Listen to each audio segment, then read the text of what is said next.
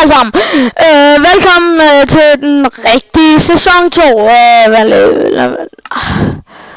Options. Nej, forkert igen. Video settings. Den er stadig kun på 7 ellers. Hvorfor er jeg ikke bare den her på sådan der? Ja. Velkommen til den rigtige sæson 2. Den anden blev kun til en episode, og så kommer jeg til at slægte den verden, tror jeg. Men i hvert fald, jeg prøvede også før, men jeg døde, og jeg blev ved med at bare se vand, og alle mulige mærkelige steder. Og så hvad hedder det? Og så blev jeg ved med at finde små øer med træ på. Træ. Ny ø. Træ.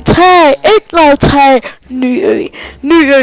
Og så kom jeg til et eller andet mærkeligt, det der fuld af de der farver af death bushes og alt muligt. Og der var intet mad eller noget som helst. Alt var øde og nederen og stille og fuld med monsters. Plus at grunden til at jeg nok også er fuld, det er fordi normal. Nå okay, den skulle faktisk være på hard. Fordi det er hardcore let's play. Og jeg vil ikke slå det på peaceful nogensinde. Og mine forældre snakker også lidt i baggrunden, så I skal ikke tage af, hvis der er lidt baggrundslyd. Nu ved jeg ikke, hvor højt op jeres lyd er, hvor højt mine forældre taler lige nu, men ja. Men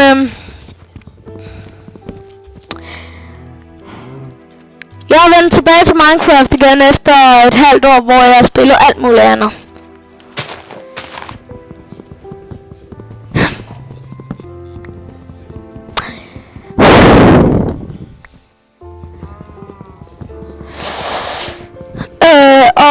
Det jeg så har spillet i den her måned, det er Team Fortress 2. Det er Team Fortress 2, det er League of Legends, det er hvad er det? Don't Starve og Don't Starve Together, og lad være med at spørge mig, om jeg kommer til at optage det, for det regner jeg ikke nu. Og jeg mener med alle de ting jeg nævner. Og så lige pludselig så begyndte jeg bare ikke rigtig at spille computer.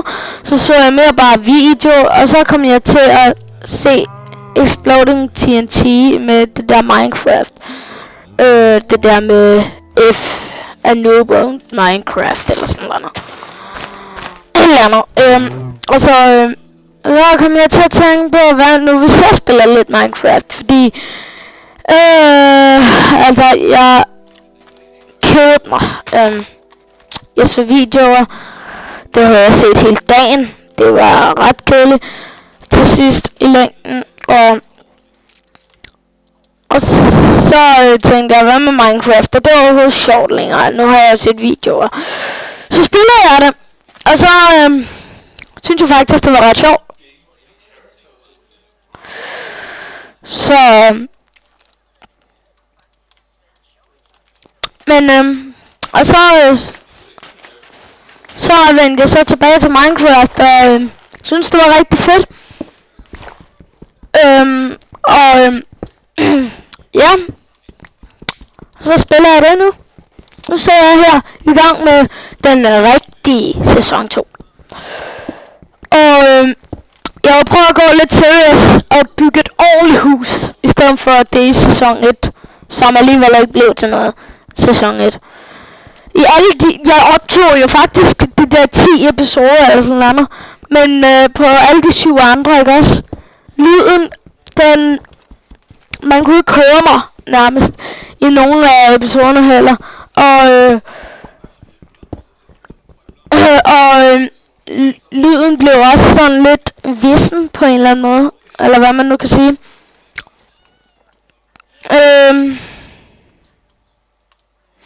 Altså, man kunne ikke høre mig så godt, eller noget. Og Og det var ikke bare på grund af, at min mikrofon ikke var tæt nok på. Det var ikke kun derfor.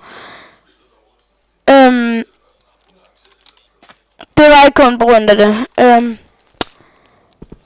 Jeg kan faktisk ikke huske, hvad det var. Men der var jo en eller anden grund. Og så tænkte jeg, ved du hvad, jeg sletter dem. Og så begynder jeg på en sæson 2. Og så sæson 2, så da jeg skulle slette en verden, så skulle det gå lidt tjep. Og så kom jeg til at klikke på sæson 2. Og så kom jeg til at slette verden. Så. Men ja. Nu er jeg så begyndt på Minecraft igen. Og nu sidder jeg her og spiller det. Og jeg er glad for, at vi har fået en god verden den her gang. Og City er meget mærkeligt. Jeg kan faktisk ikke huske det, fordi det er ret langt. Det var en masse store x'er, og så var det stor D, stor T, stor D, stor T en hel masse gange.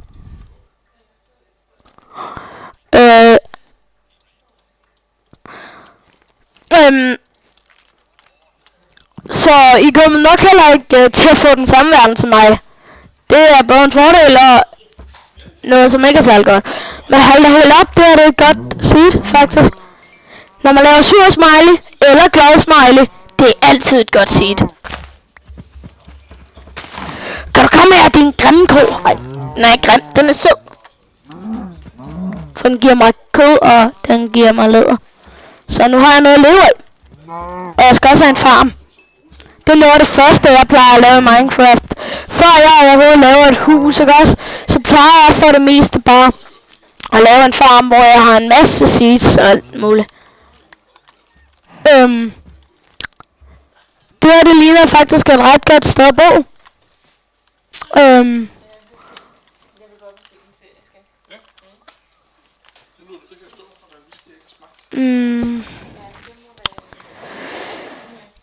Ja.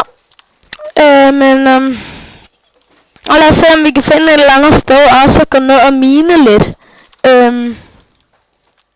Og jeg har også skiftet skin. Jeg blev lidt træt af det andet. Det er nogenlunde det samme, bare i andre farver, og håret er faktisk også blevet længere. Mener jeg. Jeg kan ikke huske det. Altså, jeg faktisk... shit, jeg er sulten. Det er godt, jeg har sat noget til at stege min kummer. Der er rigtig mange køer her, så det bliver nemt at kunne enchante. I forhold til sæson 1, hvor der bare ingen køer var.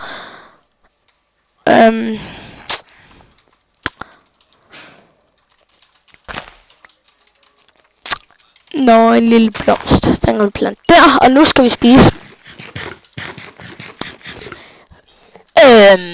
Hvad kan man sige?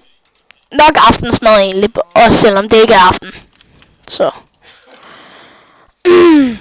Og vi er også ved siden af sådan en der. Det er jeg ikke så vild med, fordi jeg er ikke så meget for den der. Men alligevel, vi har meget af hvert. Vi har skov, der er bjerge derovre. Sneverden og skov. Og et godt fladt sted at bygge på.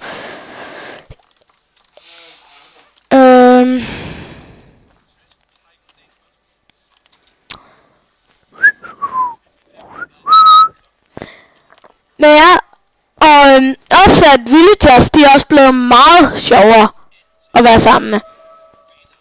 Altså, de er blevet meget mere, hvad kan man sige, seriøse på en eller anden måde. Nu når man kommer til en by, så kan man faktisk også godt se, at villagers, de lader ikke bare deres farm stå længere, de høster den også selv. Jeg så det selv med mine egne øjne på min egen verden. Det er super flat på ørken ting. Altså, hvor der er sand og sådan noget.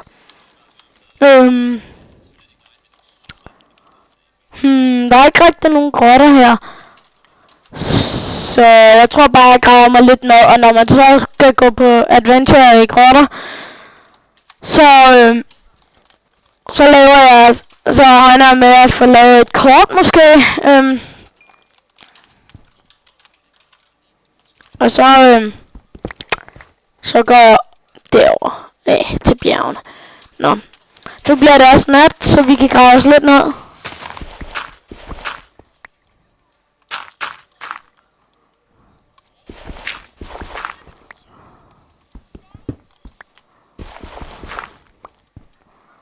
Ja, der blev det lige om.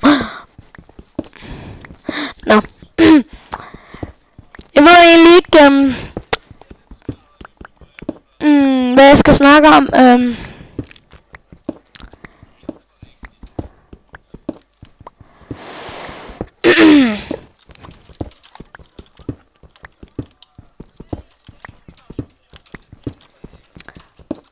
Nå, lad os håbe, vi snart finder en grot måske.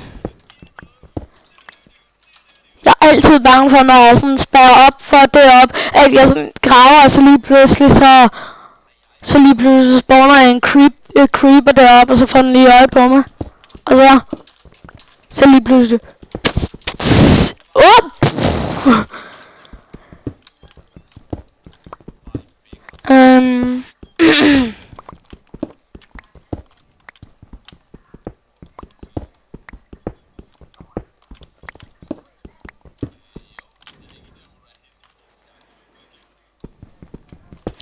Jeg har ikke fundet noget kul.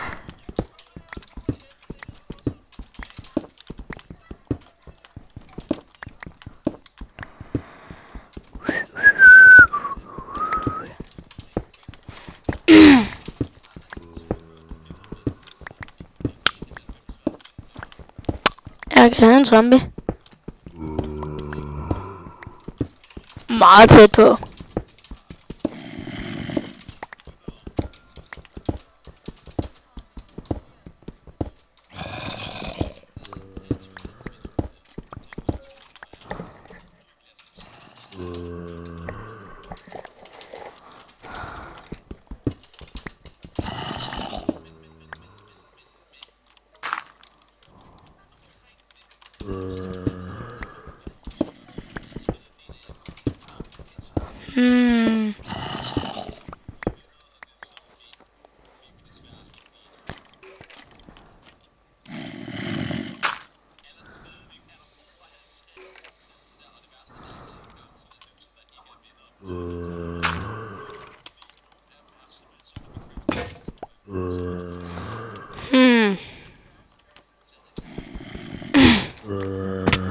Fuck, det var den!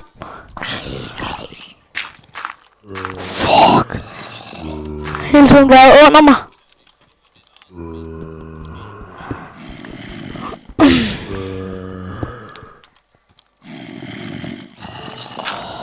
Fuck, jeg fik et chok.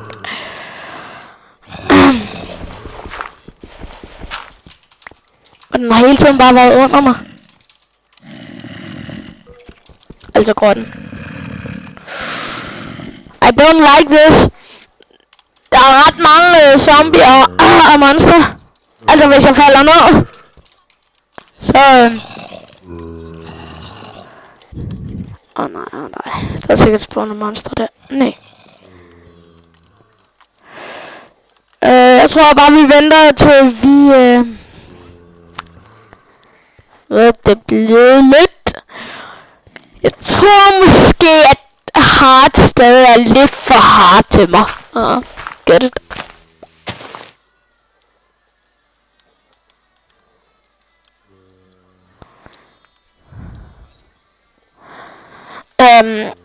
Så jeg tror lige at slå den tilbage ned på normal.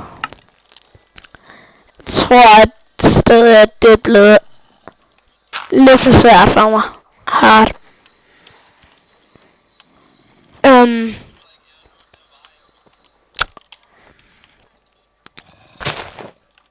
Jeg er sådan lidt usikker. Altså, hard det er lige det sværeste. Men easy er for nemt, så jeg burde nok holde den til normal indtil jeg i hvert fald får diamond, svær og jernrustning. Snart man bare har jernrustning og jernsvær og en chance, så kan man godt klare hard. Det ved jeg.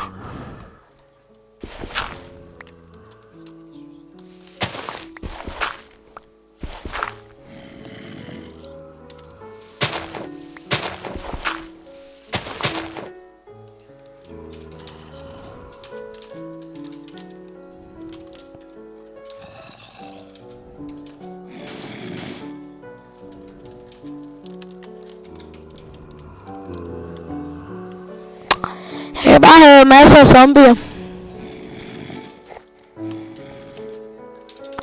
Nå, jeg tror også efter videoen er ved at blive lidt lang, fordi at ellers kommer det nok til at tage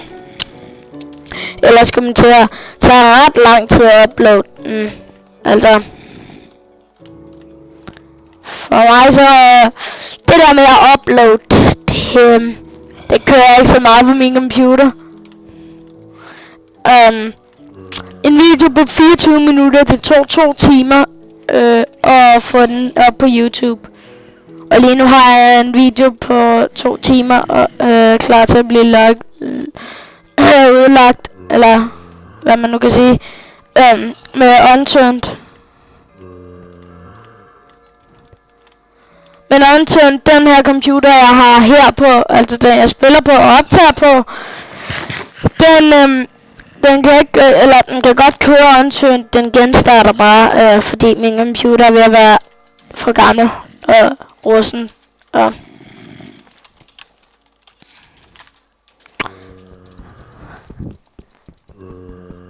Ja, hvorfor går det så langsomt?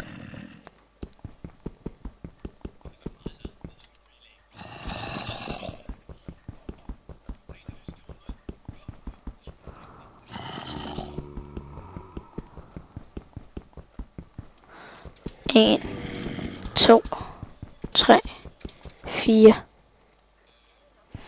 1, 2, 3, 4. Så. Na na na na na na na na na na na. Na na na na na na na na na na na na. Okay. I'll go up. I don't care.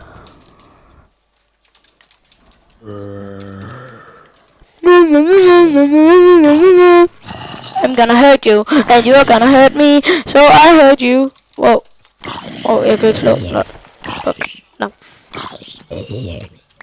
Give me XP.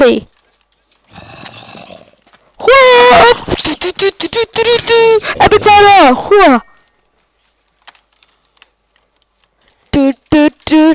Oh fuck, jeg skal lige kløre mig. Dammit.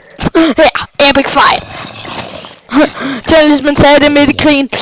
Nu skal du da. Vel, jeg skal lige kløre mig. Ja, okay, du får lige tage mig. Det kunne være rimelig weird. Hvad er det der lyser? Nej, det er lava.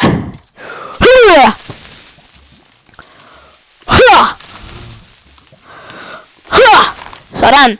Epifighter. Okay, crap. Crap. Jeg skal lige se. Det er lava, og der skal helst ikke gå ild. Jeg er en anden verden, hvor jeg har lige fundet det sygeste sted, ikke også? Og alt muligt. Og så går der ildebrand i skoven. Jeg har ikke mad fuldt op, så jeg er health regenerated, ikke? Og så skete der lige præcis det. Skeletter. Ej, seriøst, I skal ikke. 3 mod 1, det er ikke fair. Dø i helvede. Au. Creeper. Min XP.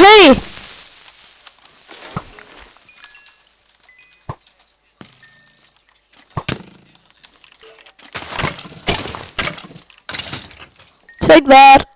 Mor. Hey zombie, gå lige ned i vandet. Tak, fordi jeg vil gerne have din XP. Sådan der. Jeg ved så ikke om de stadig dropper XP, også selvom det.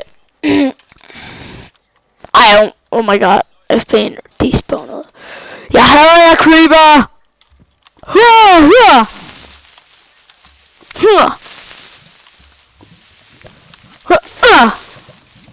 Hvor meget krudt har jeg egentlig? 4? Eller gunpowder. Whatever.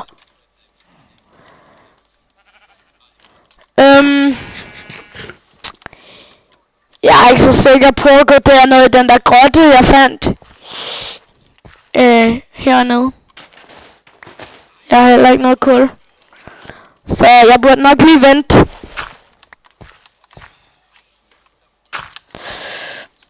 Okay, jeg tror jeg vil prøve at gå mod de der bjerge, der var derovre. Mø.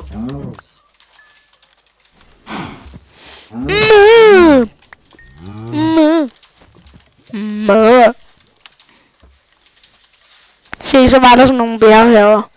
Der er sikkert nogle gode grotter. Med kul. Kul. Ej, der er sikkert også kul i bjergsiden, det håber jeg.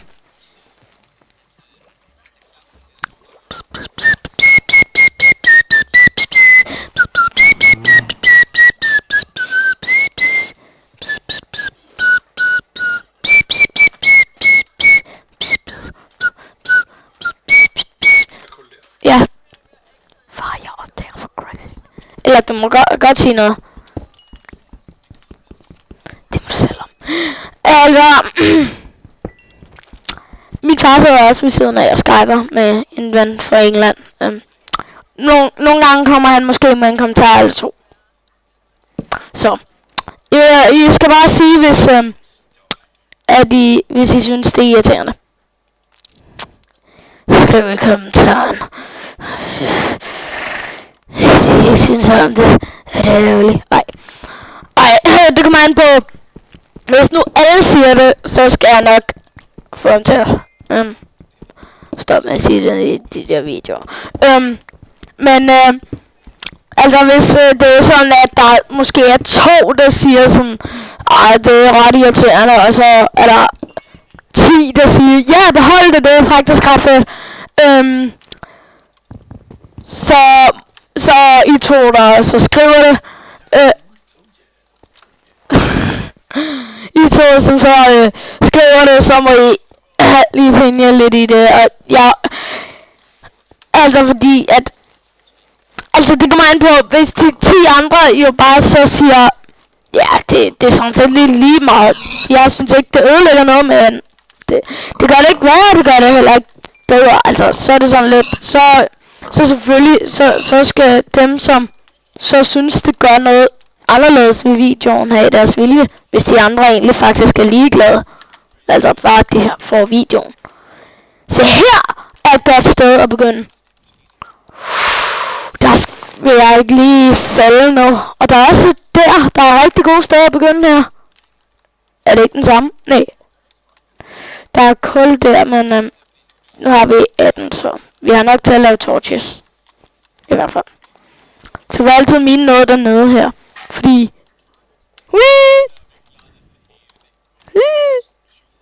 Okay. Så siger vi... Bombe! Jeg kan ikke lige i det, at jeg rammer vandet, så siger det...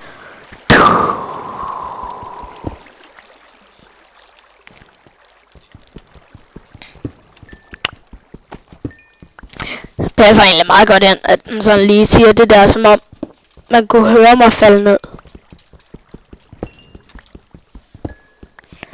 Jeg har hørt det der med, at der altid skal komme de der lydeffekter, når der er grotter i nærheden. Det er bare så creepy.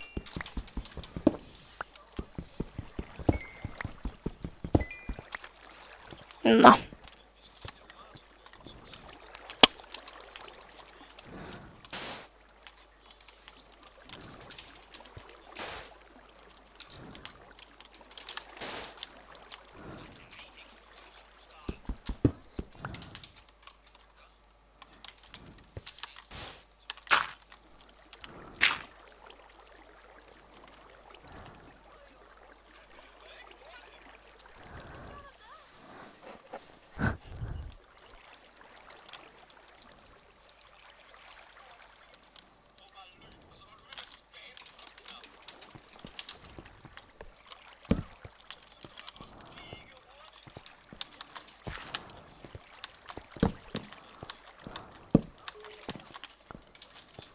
Nej, nu er jeg et skelet. Og der er 3 veje, så jeg ved ikke, hvilken vej den er.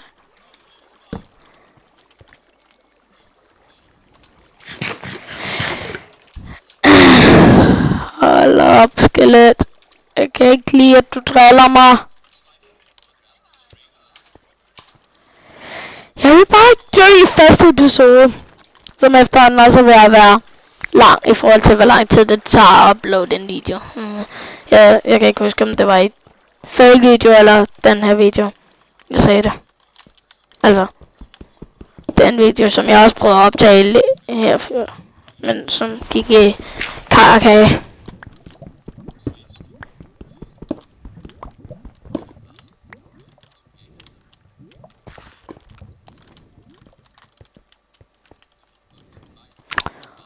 Og i dag har jeg været til brunch. Skrådrej legegruppe.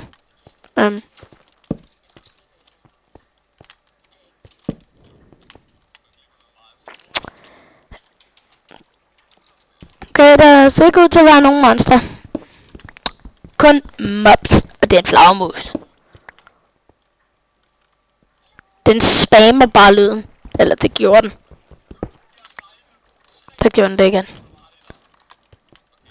Eller den spammede så ikke der. Okay, hvad kan jeg snakke om, og så piver den.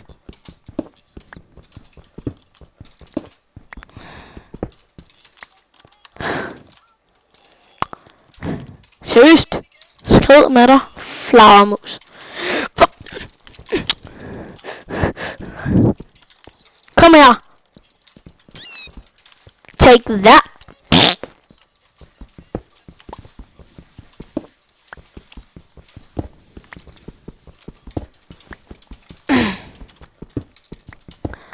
Nå. Jeg tror også, jeg kommer til at gå op nu.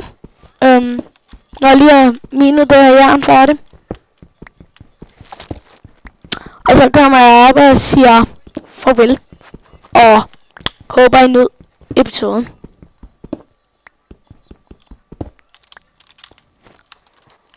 Hej Creeper. Du er lidt creepy. Ej, den er blevet sagt ret meget. Nu er den ikke sjov længere.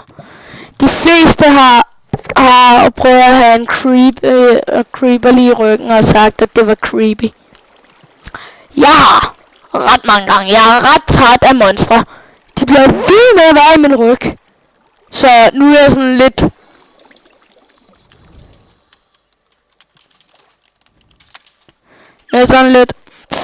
i caves og sådan noget. Så før jeg begynder at mine noget som helst, så kigger jeg mig rundt over det hele. Fordi jeg er bare sådan, nu skal der ikke komme et eller andet monster og skyde mig i lavaen. Skråstreg eksplodere mig, eller slå mig, eller et eller andet. Det skal der bare ikke nu. De monster skal ikke ødelægge min dag. Det har jeg prøvet flere gange. Jeg hader, når det sker. Sidste gang var virkelig nederen. Det var, jeg havde lige fundet diamanter. Der var 8, jeg var helt parat til at mine dem. Der var lava rundt om. Nu har jeg blokket lavaen under dem med blokke. Så minede jeg den første. Og så lige pludselig, så hører jeg. Så ryger skuddet fra buen. Og plask, jeg ryger i lavaen. Og har ikke jernrustning på. Og har ikke nogen spand med vand. Og så er man ret død. Så jeg er ret træt af skeletter. Når jeg ser et, så lader jeg ikke det komme over til mig. Det er mig, der går over til det og smadrer det lige i fjeset 20 gange. For jeg hader skeletter. De er også blevet mega OP nu. Hvis du er i vand, og det også er i vandet, altså ude på havet, og du først har rendt dig med pilen. Du kan ikke komme hen til det, for de skyder så ufattelig hurtigt. Men før i tiden var de altså også bare mega dårlige. Før i tiden kunne de ingenting. Jeg er glad for, at de har gjort dem lidt mere hardcore.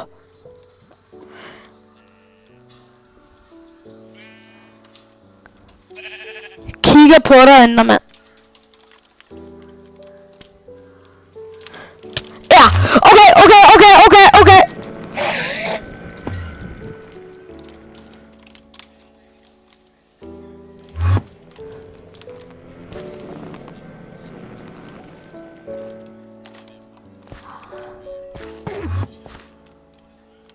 kortslutter den ikke, når den rammer vand.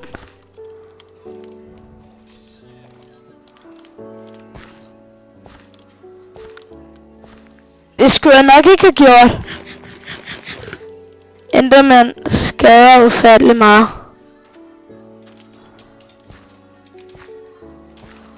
Nej.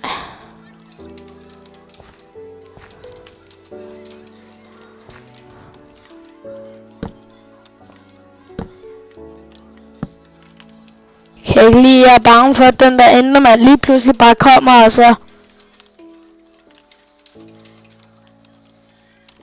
æder mig. Eller hvad den nu end gør.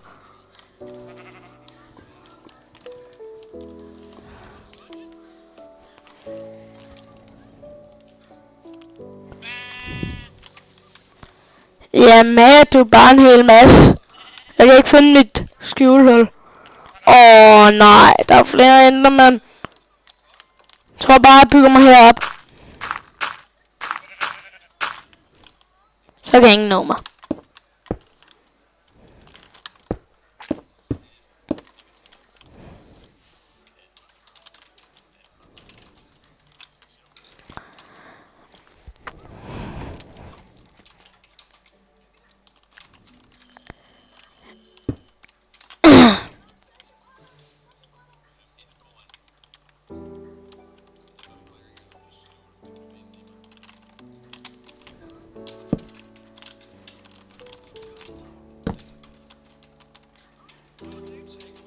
Jeg kan ikke lide Enderman. Nå. Men jeg må vel også til at sige tusind tak, fordi I så med i denne episode af Minecraft sæson 2. Jeg ved ikke, hvad jeg skal kalde det.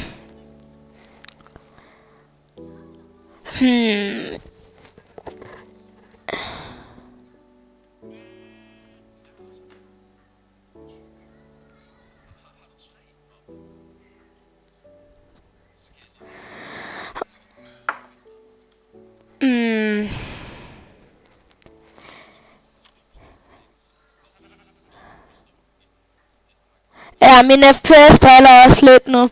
Så ja, tak fordi I så med. Jeg finder måske på et navn til næste episode. Hej hej.